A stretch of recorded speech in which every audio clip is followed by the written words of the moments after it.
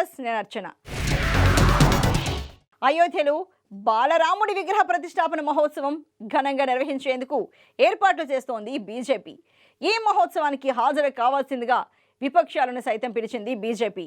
దీంతో విపక్షాలు హాజరు కావాలా వద్దా అన్న సందిగ్ధతలో పడ్డాయి.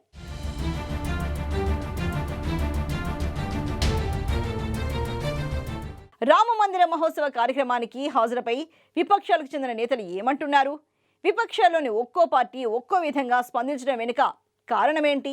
ప్రాణ ప్రతిష్టకు విపక్షాలను ఆహ్వానించి బీజేపీ వారిని పెద్ద చిక్కుల్లో పడేసిందా?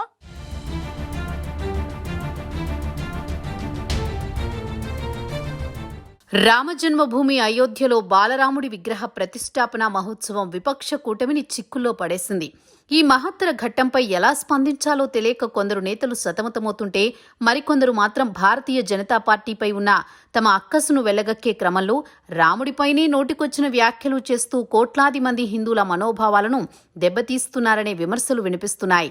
ఆలయ ప్రారంభోత్సవాన్ని బీజేపీ రాజకీయ కార్యక్రమంగా మార్చేసిందని ఆరోపిస్తూ విపక్షాలు తమకు తెలియకుండానే క్రెడిట్ను కాషాయ దళం ఖాతాలో వేస్తున్నాయనే విశ్లేషణలు వినిపిస్తున్నాయి. బీజేపీ కొత్తగా దీన్ని రాజకీయం చేయాల్సిన అవసరం ఏమీ లేకుండా విపక్షాలు చేసిన వ్యాఖ్యలతోనే కావలసిన మైలేజ్ వస్తోంది. అయోధ్యలో రామమందిరాన్ని నిర్మిస్తామంటూ 1991 నుంచి తమ ఎన్నికల మేనిఫెస్టోలోనే చెబుతూ వచ్చింది. ఒక దశలో బీజేపీని కాంగ్రెస్ సహా ఇతర రాజకీయ పార్టీలు హేళన కూడా చేశాయి. రామమందిరం కేవలం బీజేపీకి రాజకీయ ముడిసరికే తప్ప వారు అక్కడ నిర్మించరు అంటూ విమర్శించారు. ఎప్పుడు నిర్మిస్తారో తేదీ చెప్పండి అంటూ ఎగతాళీ చేశారు. తీరా చెప్పింది చేసి చూపిస్తుంటే విపక్షాలకు పాలుపోవడం లేదు. ఈ క్రమంలో కొందరు నేతలు చేసిన వ్యాఖ్యలు వారిలోని అసహనాన్ని బయటపెట్టగా రాజకీయంగా బీజేపీకి మరింత లాభించేలా ఉన్నాయని తెలుస్తోంది.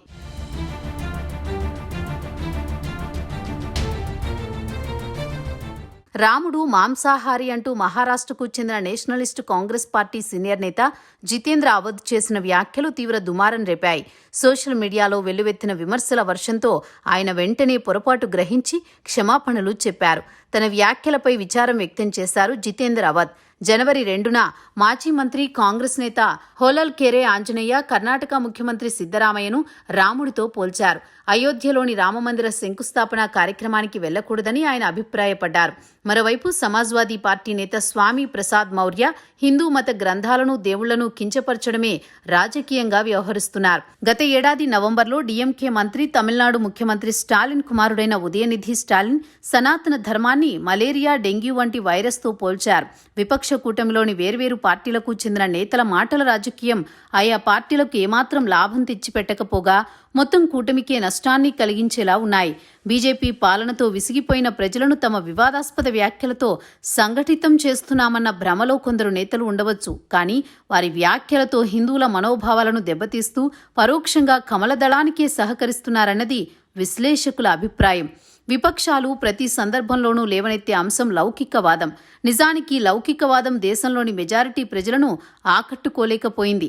ఇంకా చెప్పాలంటే లౌకికవాదం పేరుతో గతంలో కాంగ్రెస్ సహా వివిధ రాజకీయ పార్టీలు మైనార్టీ వర్గాలను ఆకట్టుకోవడం కోసం మెజారిటీ ప్రజల విశ్వాసాలను గాయపరుస్తూ వచ్చాయనే విమర్శలు సైతం ఉన్నాయి. లౌకికవాదం అంటే రాజకీయాలను మతాన్ని వేరుగా చూడడం. కానీ లౌకికవాదం పేరుతో 1-2 మతాలకు పెద్దపీట వేసి బుజ్జగింపు రాజకీయాలు చేశారన్న భావనే మెజారిటీ ప్రజల్లో నాటుకుపోయింది. అదే భారతీయ జనతా పార్టీకి రాజకీయ ముడిసరుకుగా మారింది.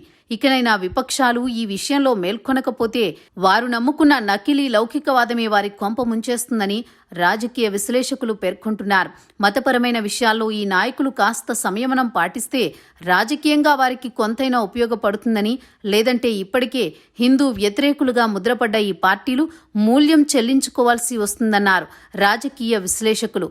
రామజన్మభూమిపై రామాలయాన్ని నిర్మించడంతోనే విపక్షాలకు నోట మాట రాకుండా చేసిన బీజేపీ ఇప్పుడు బాలరాముడి విగ్రహ ప్రతిష్టాపన కార్యక్రమానికి ఆహ్వానిస్తూ విపక్ష పార్టీల ముఖ్య నేతలతో పంపిన ఆహ్వానాలు వారిని మరింత ఇరకాటంలో పడేశాయి.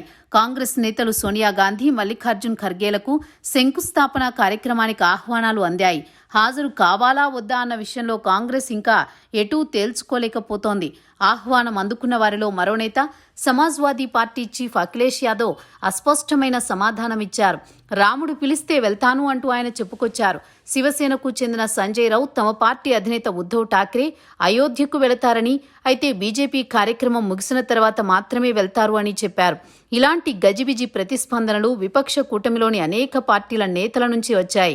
సిపిఐ ఎం నేత సీతారాం ఏచూరి అయోధ్యకు వెళ్లేందుకు నిర్ద్వందంగా నిరాకరించగా, రాష్ట్రీయ జనతాదళ్ జనవరి 22న అయోధ్యలో జరిగే కార్యక్రమాన్ని బీజేపీ కార్యక్రమంగా అభివర్ణిస్తూ పార్టీ దూరంగా ఉంటుందని ప్రకటించింది.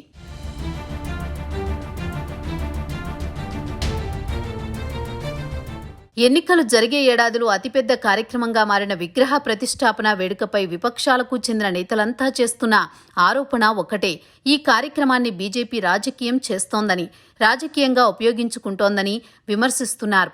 బీజేపీ దీన్ని ఒక భారీ మహోత్సవంగా నిర్వహించడం విపక్షాలు సహించకపోవచ్చు, రాజకీయ లబ్ధి కోసం వాడుకుంటుందని భావించవచ్చు. కానీ అయోధ్యలోని రామజన్మభూమిలోని రామమందిరాన్ని నిర్మించడం అనేది 1991 నుంచి బీజేపీ ఎన్నికల మేనిఫెస్టోలో భాగంగా ఉంది.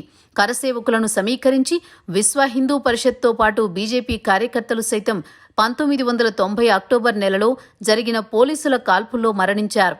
1992లో బాబ్రీ మసీద్ కూల్చివేత తర్వాత ఉత్తరప్రదేశ్లో రాష్ట్రంలో బీజేపీ అధికారాన్ని త్యాగం చేయాల్సి వచ్చింది. అంతేకాదు, రామమందిరం గురించి బీజేపీ నేతలు మాట్లాడిన ప్రతిసారి కాంగ్రెస్ సహా ఇతర పక్షాలు అక్కడి గుడి కట్టిస్తామంటారు, కానీ ఎప్పటికీ చేయరు అనే రీతిలో హేళన చేశాయి. అవాంతరాలు, హేళనలు, ఎద్దేవలను అధిగమించి చెప్పిన మాట ప్రకారం చేసి చూపిస్తున్న బీజేపీ ఈ కార్యక్రమాన్ని భారీ వేడుకగా జరుపుకోవడంలో తప్పుబట్టడానికి ఏమీ లేదంటున్నారు కొందరు నేతలు. తమ రాజకీయాల దృష్ట్యా ప్రతిపక్షాలు శంకుస్థాపనకు వెళ్లడానికి, వెళ్లకపోవడానికి తగిన స్పష్టమైన కారణాలను బయటపెట్టాలని, ఇంతకు మించి ఏం చేసినా గందరగోళం సృష్టిస్తుంది తప్ప మరేమీ ఉండదంటున్నారు రాజకీయ విశ్లేషకులు. అదే సమయంలో దేశ జనాభాలో 80% ప్రజలు అనుసరిస్తున్న హిందూ మతాన్ని, వారి విశ్వాసాలను వీలైతే గౌరవించాలి తప్ప మనోభావాలను గాయపరిచేలా ప్రవర్తించకుండా ఉండడమే విపక్షాలకు మేలు చేసే అంశమవుతుందని గ్రహించాలని సూచిస్తున్నారు. మరి ఈ అంశంపై విపక్షాల నేతలు ఎలాంటి వ్యూహాలను అమలు చేస్తారనేది చూడాలి.